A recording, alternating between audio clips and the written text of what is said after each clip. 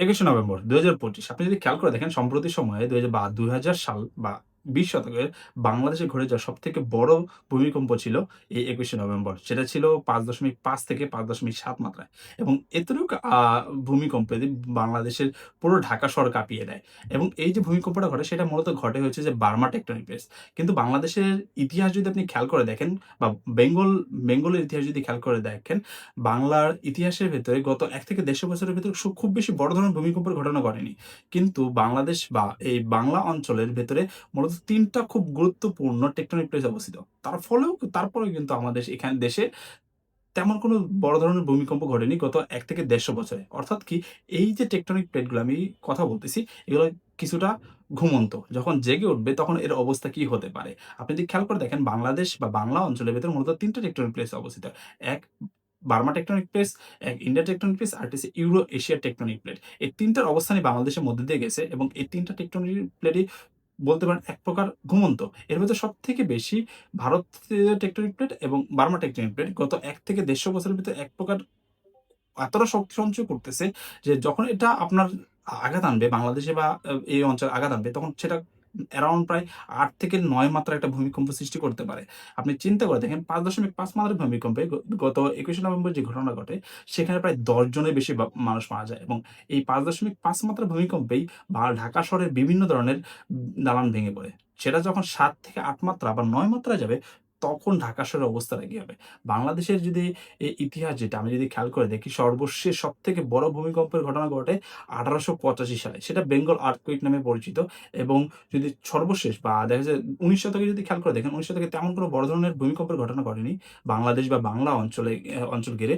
But ১৯৯৭ সালে যেটা ঘটে ৬.১ মাত্রার একটা ভূমিকম্প ঘটে সেটা ঘটে চিটাগাংয়ে এবং এই ভূমিকম্পটাও ছিল আপনি খেয়াল করে দেখেন এই বার্মা টেকটনিক প্লেটস অর্থাৎ কি চিটাগং অঞ্চলে এবং এইবারে যে ভূমিকম্পটা হলো সেটা মূলত একদম নরসিংদীতে যে নরসিংদীতে বার্মা টেকটনিক প্লেটটা অবস্থিত সেখানে এবং আমি যদি খেয়াল করে দেখি এইটা একদম সরাসরি একদম টেকটনিক প্লেটের সংঘর্ষে না, তার পাশে অবস্থিত সেটা আমরা বলি মাধবপুর টেকটনিক প্লেটস বা মধুপুর টেকটনিক প্লেটস। মূলত এই যে ৩ টা টেকটনিক প্লেট আছে ৩ টা টেকটনিক প্লেটের মোটামুটি ৪ টা প্লট আছে বা ৩ টা প্লট আছে। একটা হইতেছে যে আপনার মধুপুর প্লট, একটা হইতেছে যে আপনার আসাম, সিলেট প্লট, আরেকটা হচ্ছে আপনার বেঙ্গল অঞ্চলের যে প্লটটা। এই ৩ টা প্লটে কিন্তু অবস্থিত এবং সেটার মাঝখানে অবস্থিত ঢাকা শহর এবং খুব আতঙ্কের সাথে বলতে হইতেছে যে আমরা এটার ব্যাপারে সামান্য কোনরকম কোনো অনুশোচনা করতেছি না বা চিন্তা করতেছি না যে গত ১০০ বছরে বা ১৫০ বছরে বাংলাদেশে কোন ধরনের বড় ধরনের ভূমিকম্প হচ্ছে না। এবং এই ভূমিকম্প না হওয়ার ফল যেটা হইতেছে সেটা কিন্তু একটা শক্তি সঞ্চয় করতেছে। অর্থাৎ কি আপনি যদি ছোট ভূমিকম্প হয় সেক্ষেত্রে আপনার জন্য বড় ধরনের ভূমিকম্প হওয়ার চান্সটা অনেকটা কম থাকে। বাট আপনি যখন দেখতেছেন যে গত ১ থেকে ১৫০ বছর খুব বড় ধরনের ভূমিকম্প হইতেছে না বা এত গুরুত্বপূর্ণ ৩ টা টেকটনিক প্লেট থাকার পরবর্তীতেও আপনার খুব বড় ধরনের ভূমিকম্প হইতেছে না বা ৮ থেকে ৭ মাত্রায় ৬ মাত্রার উপরে কোনো ভূমিকম্প হইতেছে না। তার মানে অবশ্যই আপনাকে সেটা নিয়ে সতর্ক থাকা উচিত। কারণ যখন এই ভূমিকম্পগুলো হবে, যখন এই টেকটনিক প্লেটগুলোর সাথে সংঘর্ষ ঘটনা ঘটবে, সেটা ইউরোএশিয়া প্লেট হতে পারে, সেটা ইন্ডিয়ান প্লেট হতে পারে, সেটা বার্মা প্লেট হতে পারে। বাট সবথেকে যেটা সংবেদনশীল আমি মনে করছি সম্প্রতি রিসার্চ আমি খোঁজ পেয়েছি যে আ বার্মা প্লেট এবং ইন্ডিয়ান প্লেটের ভেতরে যে এই ২ টা টেকটনিক প্লেটস এইটা কাইন্ড অফ শক্তি সঞ্চয় করতেছে।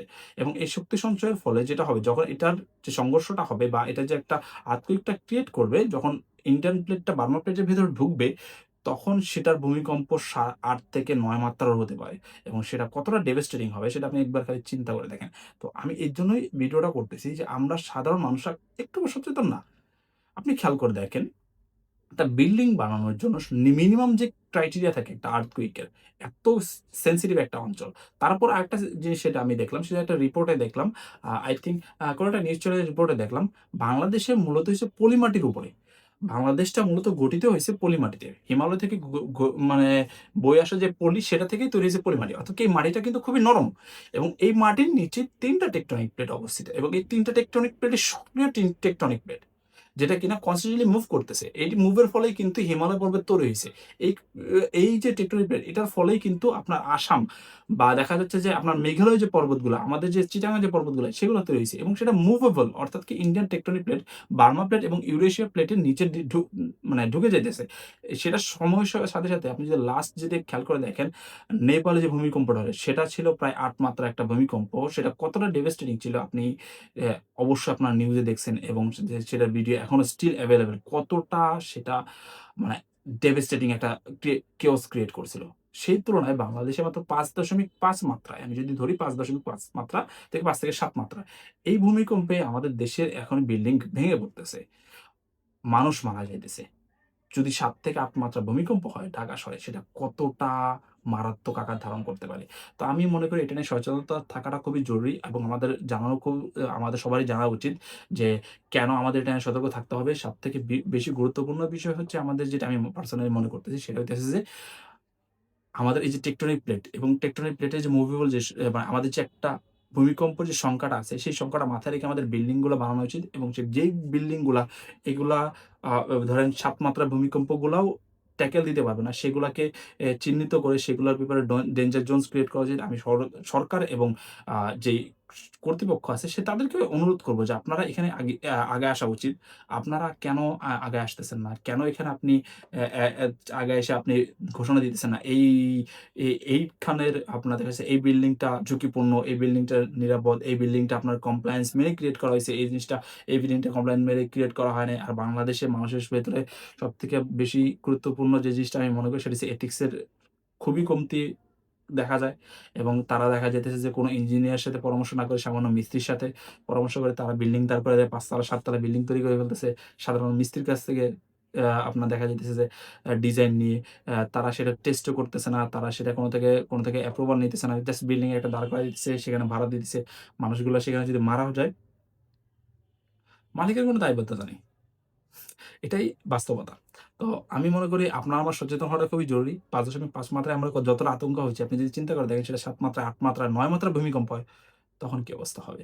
তো আমি মনে করি সবার ভেতরে সচেতন থেকে আসা উচিত এবং বাংলাদেশের মানুষ হিসাবে আপনার যেটা করা উচিত সেটা হচ্ছে যে নিজেকে সেফ রাখা এবং প্রত্যেকটা জিনিসকে খেয়াল রাখা যে কোন জিনিসটা আপনি যদি এখন ধরেন একটা বিল্ডিং দেখছেন যে জিনিসটা কিনা আপনার কাছে মনে হইতেছে যে না সেটা ৫-৬ মাত্রা ৭ মাত্রার ভূমিকম্প সহনযোগ্য না। এই বিল্ডিংটা কমপ্লায়েন্স মেনে তৈরি করা হয় নাই। এই বিল্ডিংটার ভেতরে কোন রকম গাফিলতি আছে। অবশ্যই সেটা সরকারি কর্তৃপক্ষকে জানানো এবং ঊর্ধ্বতন কর্তৃপক্ষ যারা সরকারি বসে আছে তাদেরও উচিত হবে। আমি মনে করি বাংলাদেশের মানুষের জানমাল নিরাপত্তার্থে বিল্ডিং গুলো চিহ্নিত করে সেগুলাকে বিরুদ্ধে ব্যবস্থা নিয়ে এবং আমাদের যেই মানে ভূমিকম্প প্রতিরোধ যেই টিমটা সেটা বা দেখা যাচ্ছে ব্যবস্থাটা, ভূমিকম্প প্রতিরোধ ব্যবস্থাটা সেটাকে আরো শক্ত করা উচিত। এবং এখানে এতটুকুই বলতে বলার আছে। আমার আর কিছু বলার নাই। কারণ আমাদের জানা উচিত ছিল যে ১৯০৭ আপনার ১৯৯৭ শেষে তেমন কোনো ভূমিকম্প হয়নি। সর্বশেষ বড় ভূমিকম্প হয়েছে ১৮৮৫ সালে এবং বাংলাদেশের ইতিহাসে সবথেকে বড় যে ভূমিকম্পটা আপনি যদি খেয়াল করে দেখেন সেটা ছিল ১৭০০ অ্যারাউন্ড ৬২ সালের দিকে। সেটা ছিল ৮.৮ থেকে ৮.৯ মাত্রার একটা ভূমিকম্প। সেটাই ছিল সবথেকে বেশি। সেটা ছিল প্রায় অ্যারাউন্ড প্রায় ২০০ বছর, ২৫০ বছর আগে। আর এখন হয়ে যাচ্ছে প্রায় ২০০ বছর পরে। এখন সময়টা আসতেছে, আমি মনে করি যে খুবই বড় ধরনের একটা ভূমিকম্প হওয়ার সম্ভাবনা আছে বাংলাদেশে এবং আমাদের সবাই সচেতন হওয়া উচিত এবং সচেতন থাকা উচিত। তো আজকে ভিডিও এই পর্যন্তই। আমি পরবর্তীতে কোনো ভিডিও নিয়ে আপনাদের সাথে অবশ্যই দাঁড়াবো। চেষ্টা করব প্রতিরোধের ভাষা নিয়ে ক্রিয়েট করার জন্য। চেষ্টা করব যে আমি চেষ্টা করব প্রতিরোধের আমি চেষ্টা করব আপনাদের সামনে প্রতিনিয়ত প্রতিরোধের একেকটা ভাষা নিয়ে আসার জন্য এবং আমার যতটুকু মনে হয় যে জিনিসটা ফল্ট বা যে জিনিসগুলা আ আপনাদের সামনে তুলে ধরা উচিত, আমি অবশ্যই সেগুলো নিয়ে ভিডিও করব এখন থেকে এবং আপনাদের সামনে আসবো। তো দোয়া রাখবেন এই পর্যন্তই। দেখা হচ্ছে পরবর্তী ভিডিওতে। আল্লাহ হাফেজ।